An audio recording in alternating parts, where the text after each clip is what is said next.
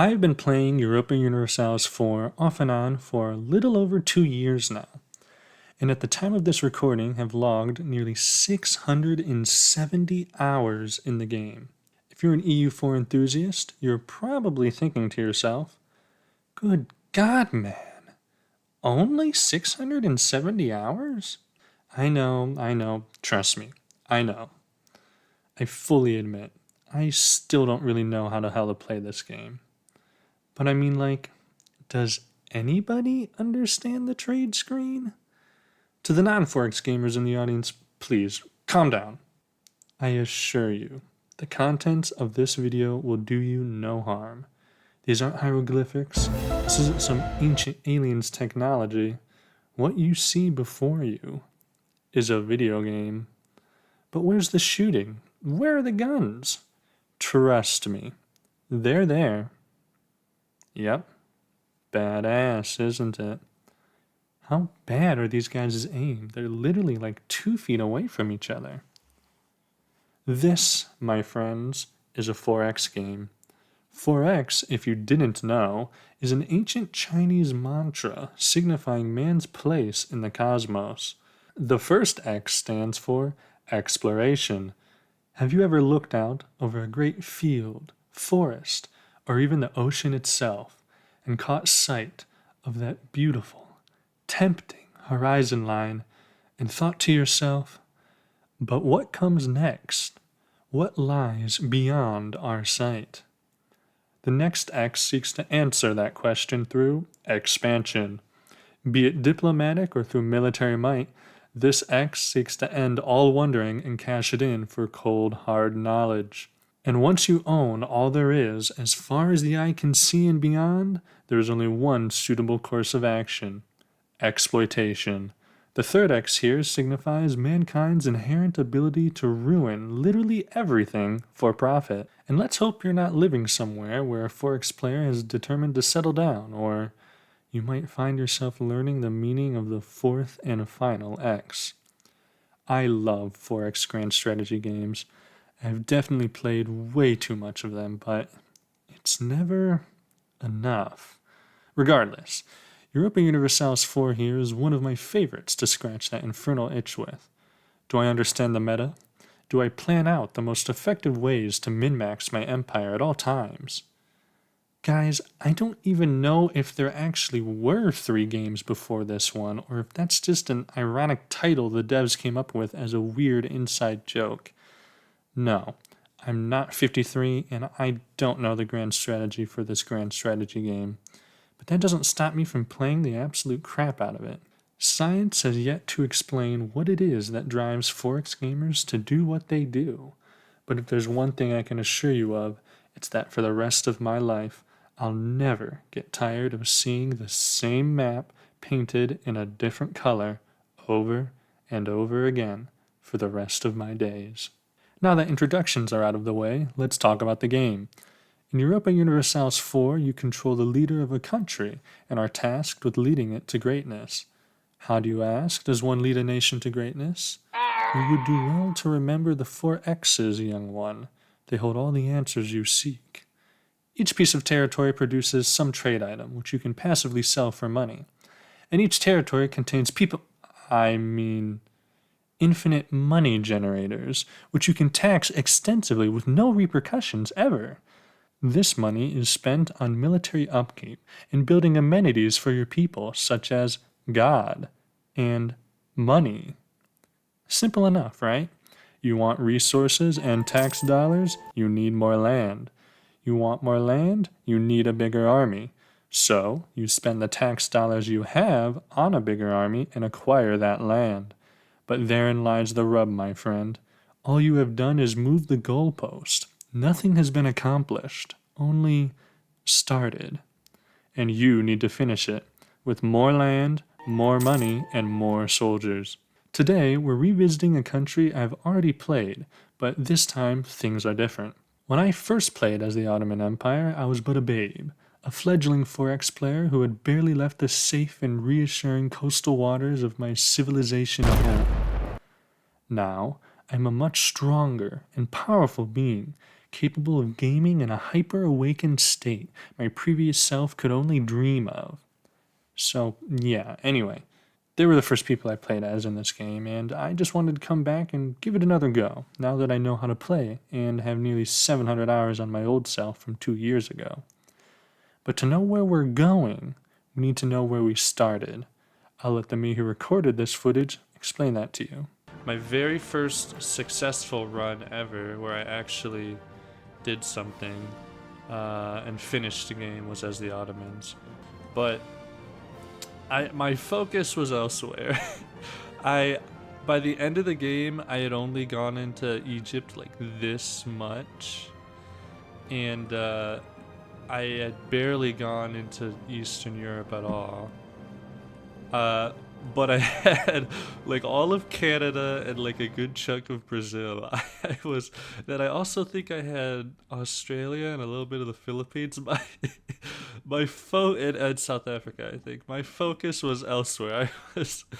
I had Greenland as well. I remember. I my I was not playing as a continental land power. I was like, get me off of this rock. Get me off of this continent. I want to go somewhere else. And it was fun, but all those resources, all that money, time, and military power directed at overseas provinces really took away from my ability to be as dominating of a force here in Europe, North Africa. And this time around, I'm going to ignore settling and conquering in the New World and Africa and Asia, and I'm just gonna focus, hard focus, on actually taking over like an impressive chunk of Europe and North Africa. So there we have it. The lines have been drawn and the rules are set. My goal with this game is to take over everything you're supposed to take over as the Ottomans that I just completely ignored the first time I played. And I gotta say, so far, I feel pretty confident that things are going well. While I'm not extremely knowledgeable on the intricacies of the game's meta, I feel capable enough to make this plan a reality. I don't like relying on metas usually anyway. I more so like to just shoot by the hip and wind up wherever it is I wind up in my games.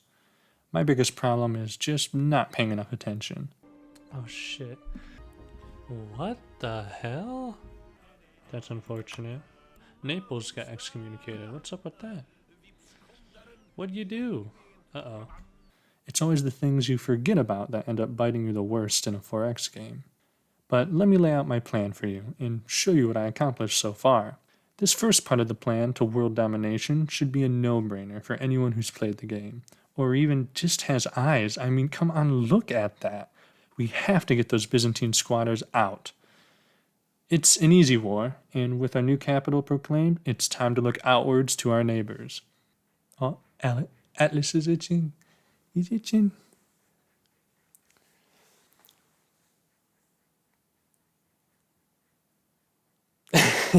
She gotta stop.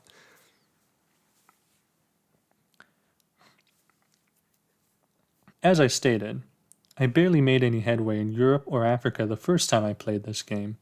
So this time around, my lust for Balkan land was insatiable.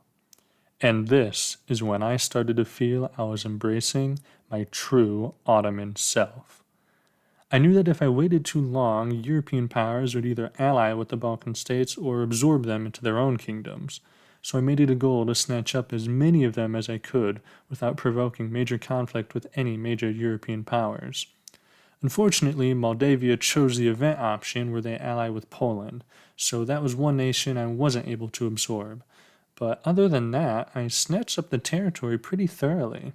First Wallachia fell, then Serbia, Bosnia, its twin Herzegovina, and finally I unified Greece. Don't you think I forgot about you, Albania? Your time will come. What was majorly important to me, besides getting good headway into Europe early on, was unifying Anatolia and getting an early start on the Mamluks. In my first game, I ignored the Mamluks, and they ended up becoming so strong I was too scared to fight them, and I never wound up capturing as much of their territory as I wanted. This time around, I wasn't going to make that same mistake. I knew that if I got to them early enough, they would crumble instantly. So, I started backfilling and making my way towards the Caspian Sea. This way, I could get two birds with one stone. I could make progress on the Persians and develop a strong border to launch an attack on the Mamluks from. A big development I had in this area was when I declared war on Dulkadir. Dulkadir. I'm going to be completely honest, I'm not exactly sure what my thought process was here, because this ended up being a really jank situation. When I declared war on Dulkadir, Dulkadir. it brought me into conflict with their many small allies, and despite not bordering any of them and already being at my maximum diplomatic relations, I decided to vassalize all the allies of Dulkadir as I took them over. This severely penalized my diplomacy production for a while there, and these were all small states I could have easily taken over. But I can't explain myself, I just wanted to vassalize them for some reason. Luckily, with the aid of Google, I ended up realizing the Ottomans have a unique ability to essentially negate all the penalties for having a vassal, and once I found this out, I quickly made them all eyalets. Eyalets. That's Turkish for free money, by the way. Despite being a really odd choice, it ended up working out in the end, so all's well that ends well on that story. Earlier, I mentioned my diplomatic relations, so I suppose I should say who I'm choosing to take with me to my new world order. First up is Crimea. The Ottomans have a special event with these guys that can proc where they instantly just ask to be your vassal, and I liked the idea of having a zone of control to the north, so I pursued it by making them my close ally. I didn't take the time to fully understand what it was I had to do to proc this scenario and kept failing over and over, getting this event where they chose to ignore me. I kept reloading my saves, confused at what was going on, then accidentally it just worked, and I vassalized them. Not after the idiots made sure to declare war on someone stronger than them and get some of their land taken, though. Next up, I chose Uzbek as my ally. You might be thinking to yourself, do you see the distance between these two nations, dude? Are you stupid? Potentially. But where you may see a useful ally, I see a potential rival. As the Ottomans, I plan to expand and grow into the area around me to an extreme degree, and I wanted to make sure I didn't ally with people who I eventually would want to take over. I decided that when I eventually come into conflict with the Great Horde or other nations in this region, the Uzbek would be a good ally to help my expansion without constraining my borders. Thirdly, we have Tunis. I do end up regretting this choice somewhat, as I did have ambitions to take North Africa, but I needed a solid ally that was close enough to help should something go wrong, but were still somewhat out of the way. The absolute most clutch ally I made, though, was France, which is one of the most powerful nations in the game if played right. Same thing with the Ottoman Empire. If I can keep this friendship going, we could bully Europe relentlessly. No. Oh no, I refuse. No, I refuse. You're not getting that from me. With this solid foundation, I felt it was time to take on the Mamluks, my old nemesis. And it was a complete stop. I'm not even going to lie, we crushed them. I spent some time contemplating what land I should demand, and decided the most effective route at destroying the Mamluks would be to split them in half and get right up close to their capital. This way, I could take useful and profitable seaports while also gaining a military advantage over them in future combat. And that's that. That was the result of nearly 8 hours of playtime and footage. I feel like I already have an insane edge over my past self and way more territory than I did before. Which just leads me to wonder, what the hell was my past self doing? I was probably just staring at the screen, mouth open like a Neanderthal, trying to figure out how the mechanics worked. But that aside, I think I have really good momentum behind me. The only thing is, I don't know if I'm properly taking advantage of the abilities before me. I feel confident waging wars, but it's administrative management I'm not so sure about. I gave my estates a bunch of privileges, And when it came time to pass government reforms, I didn't pass the Devshirme system or any of the Ottomans' unique or new paths. I just stuck with basic tried and true things like curtail nobility and decentralized bureaucracy. I don't see any issue with this, but maybe someone else would? And if you're wondering about the ideas I chose, I went for humanist and quantity first. They just seem so essential to growing a large empire. I'm really curious to know what people would think of these decisions, and I'd really like to hear feedback from anyone on my gameplay. I play a lot of this game, but am not involved with the community at all, so I don't really know what people think generally. Maybe I'm making some horrible beginner's mistakes still, or maybe I should be more confident that what I'm doing is right. Either way, if you do happen to have any thoughts or advice on my game, let me know in the comments below.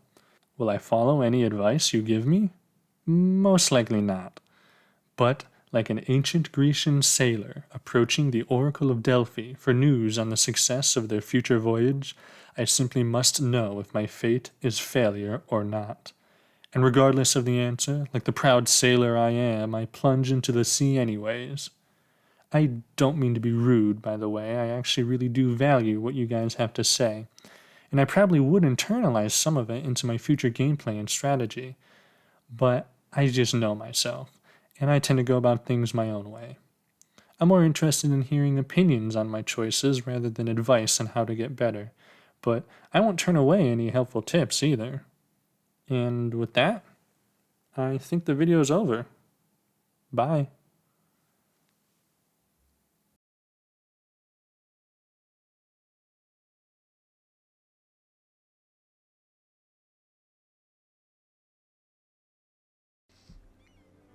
Okay. The Ottoman Sultanate, 1444. The Ottomans in 1444 are Władysław. Władysław. And then I'm like, and chance of revolt, but will increase the cost of construction in the area. I had to burp, but nothing happened.